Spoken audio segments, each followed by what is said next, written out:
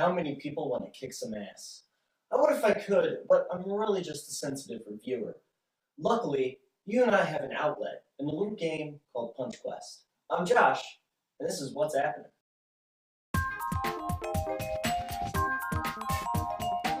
In Punch Quest, you automatically run to the right while using one of two buttons to traverse obstacles and kill stuff.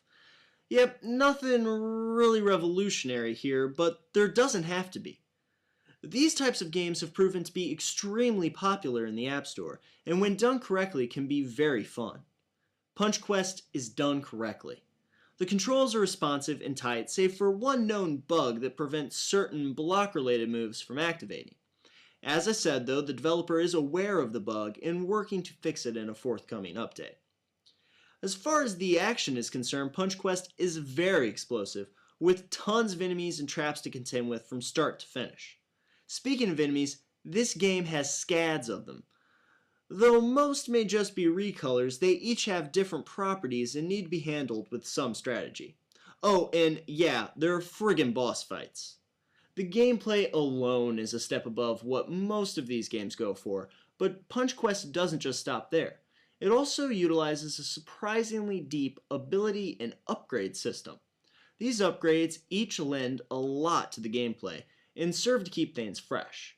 Punch Quest also has the popular tri-mission setup I first encountered in Jetpack Joyride, as well as Game Center leaderboards and achievements. The second you boot up Punch Quest, it's evident this is not your average free-scrolling game. The attitude is funny and energetic and makes for a great gaming environment.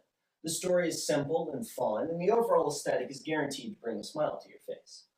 When it comes to technical performance, though, games like this live or die by their controls, and it's easy to see that the developers of Punch Quest were very mindful of that.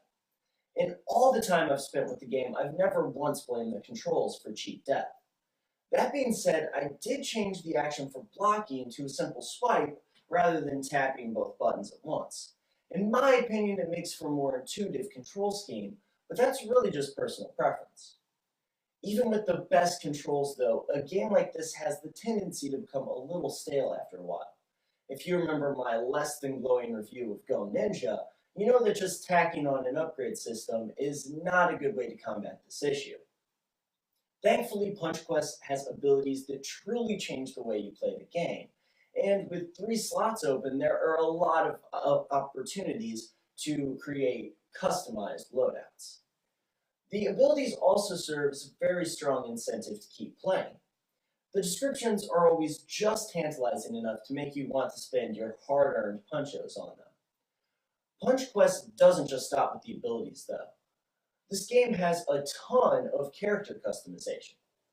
The developer included everything from color palettes to hats, so there's no excuse not to spice up your aggressive little avatar. The game's difficulty rank is also handled well. The enemies and environments grow and adapt to your ever-expanding arsenal of upgrades, which stops you from ever having a sense of being too overpowered. You also never feel like you're lagging behind because every playthrough starts you out in the same relatively easy area. The challenges that this game has you complete also progress nicely. Each tier is a little more difficult than the one before it, but I never felt like I couldn't overcome one.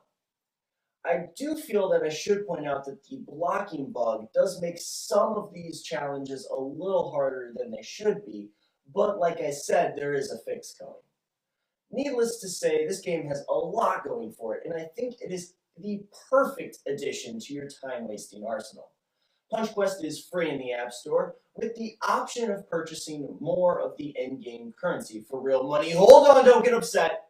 This isn't a freemium game. At no point have I felt that my progress was hindered by a lack of money. The system is simply in place so that you can unlock some of the more crazy power-ups and upgrades ahead of schedule. There is also an item you can purchase for $2.99 that allows you to double all of the punchos you collect, which sounds useful but ultimately is a little steep for the price.